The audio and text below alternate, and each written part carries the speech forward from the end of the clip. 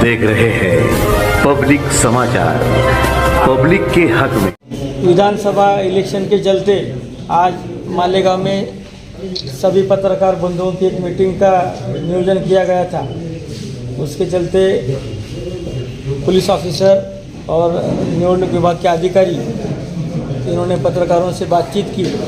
इसमें हमने कुछ चीज़ें सभी पत्रकारों को बताई है। उसके चलते हम सभी आवाम को भी कुछ बातें बताना ज़रूरी समझते हैं। उसमें पहले तो है जैसे इलेक्शन का जो भी ड्यूरेशन है, उसका जो कालावधि है, उसके दरमियान अभी आचार संहिता चालू है।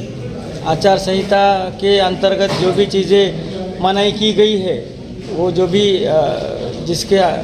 जिससे वो चीज़ें हो जाएगी तो उनके ऊपर आचार संहिता के चलते कानूनी कार्रवाई करने के लिए सभी पथक और सभी प्रशासकीय विभाग अपने अपने काम उन्होंने शुरू कर दिया है। हम लोगों से, राजकीय पक्षों से और सभी आवाम से यही अपेक्षा करते हैं कि ये जो आने वाले कार्यकाल है आचार संहिता के दौरान का, उसके दरमियान जो भी मियाद टाइम रखी गई है प्रचार करने की, अपना होटल बाकी आस्थापना ये चालू रखने की जो भी टाइमिंग है उसका आप सब लोग तवज्जो करेंगे। और जैसे सोशल मीडिया पे कुछ लोग गलत तरीके से जो बयानबाजी हो, वीडियो डालना हो, किसी दूसरे के बारे में गलत सलत बोलना हो, किसी की धार्मिक और जातीय भावनाओं को दुखाने के पोस्ट चलाए जाएंगे, इनके ऊपर भी हमारी तरफ से सख्त कानूनी कार्रवाई की जाने वाली है। अभी जैसे आचार संहिता के दौरान देखा जा रहा है कि जो भी पॉलिटिकल पार्टीज अपने जलसे लेते हैं, कोई सभा का आयोजन करते हैं, तो उन्होंने सभी डिपार्टमेंट के सभी परमिशंस तुरंत लेके रखना ज़रूरी है। उससे प्रशासन को भी सहूलियत रहेगी और जो भी उनका कामकाज है प्रचार का, वो भी ठीक से बना रहेगा। उसी के चलते जैसे पॉलिटिकल पार्टीज़ और उनके जो कार्यकर्ता हैं उनको भी मैं ये बातें बताना ज़रूरी समझ रहा हूँ कि इलेक्शन के दौरान जो चीज़ अपने को पता नहीं है कि ये सही है या गलत है, उसके बारे में वो पहले मालूमात कर ले और उसके बाद ही उसके चलते जो भी निज़ाम रखा गया है कायदे कानून का, उसको उन्होंने उसका पालन करना है। और कहीं पे ऐसा दिख रहा है कि परमिशन लेने की ज़रूरत नहीं है, ऐसा मान के गलियों में, गली कूचों में अपने अपने लेवल पे कुछ लोग इकट्ठा होकर प्रचार कर रहे हैं, ये भी गलत है। जिससे मालूमात मिलेगी हम वहाँ पे टीम भेजेंगे। अगर उसमें कुछ बेकायदेसर ध्यान में आ गया तो तुरंत उसके ऊपर भी कार्रवाई की जाएगी। और ऐसे कामों के लिए कभी कभी बच्चे और औरतों को भी आगे करके उनसे ये काम करवा लिया जा रहा है। अभी वो काम अच्छा है या बुरा है ये मैं नहीं बोलूँगा, मगर वो कायदेशीर परमिशन लिए वाला ऐसा काम करना हर किसी के लिए ज़्यादा मुनासिब है। ये भी कुछ मालूमात आगे आ रही है कि जैसे कोई फार्म हाउस है, किसी का कोई बंगला है, किसी का कोई लॉन्स है, वहाँ पे गलत तरीके से लोगों को बुला के उसकी मालूमात निवडणूक विभाग को न देते हुए वहाँ पे अगर कुछ बेकायदेसर काम चलने की कोई मालूमात आती ही है तो उनके ऊपर भी हमारे जो भी पथक हमने गठित किए हैं उनको भेज के कार्रवाई ज़रूर की जाएगी। इसके लिए भी मैं सभी को पहले से आगाह करना चाहता हूँ। और ये जैसे आचार संहिता लगी है तब से जो पुलिस महकमा है, प्रशासकीय अधिकारी है, उनके अलग अलग पथक है, उन्होंने अपनी जो कार्रवाई है, जैसे फ्लाइंग स्क्वाड है, एसएसटी टीम है, इनका भी पूरा निज़ाम रखा गया है। उसके चलते कुछ कार्रवाइयाँ हमारी तरफ से हुई है और हमको लोगों से मालूमात भी मिल रही है। हमारे जो गोपनीय मालूमात निकालने का जो तरीका रहता है उससे भी हम पूरी तरह से मालूमात निकल रहे हैं। उसके चलते हाल ही के दिनों में आयशा नगर पुलिस स्टेशन हो, मालेगांव तालुका पुलिस स्टेशन हो, मालेगांव सिटी पुलिस स्टेशन हो, छावनी हो, ऐसे सभी पुलिस स्टेशन के अंतर्गत जैसे बेकायदेसर दारू है, कोई वेपन्स है, बंदूक है, तलवार है, और जैसे कोई गुटखा है, ऐसी सब चीज़ों की जैसे मालूमात मिल रही है वैसी कार्रवाइयाँ तुरंत तरीके से की जा रही है। और ये अभी आगे और चालू ही रहेगा। इसमें जैसे आपको देखने को मिलेगा कि हमने कोमिंग ऑपरेशन 2 दिन पहले लिया था, तब औरवाड़ी पुलिस स्टेशन में रात को जो कार्रवाई हुई उसमें एक बंदूक और एक वेपन भी हमको मिला था। ऐसी जो भी आगे कोमिंग ऑपरेशन हो, नाकाबंदी हो, पुलिस की तरफ से गाड़ियों की तपासनी हो, जो कोई अलर्ट ऑपरेशन के तहत पुलिस किसी गुनहगारों के घरों तक किसी कॉलोनी में जाएगी, तो आप लोगों को भी हमारा आह्वान है कि आपके अगर पास कुछ मालूमात आती है तो वो भी पुलिस से तुरंत आपने शेयर करना है, और उसके लिए तुरंत कार्रवाई हमारी तरफ से ज़रूर की जाने वाली है।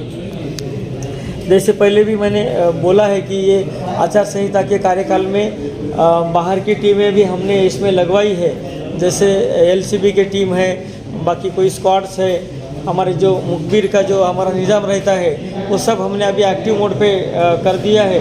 और सभी मालूमात जैसे अभी और आगे बढ़ती जाएंगी वैसे कार्रवाइयाँ की जाने वाली है। सोशल मीडिया के लिए मैं एक बात और ख़ास तौर से बोलूँगा कि कोई अपने इंस्टाग्राम पे, चैनल पे, फेसबुक पे, यूट्यूब पे गलत तरीके से पोस्ट तो नहीं डाल रहा है, डाला तो उसके ऊपर कानूनी कार्रवाई भी की गई है और आगे भी सख्त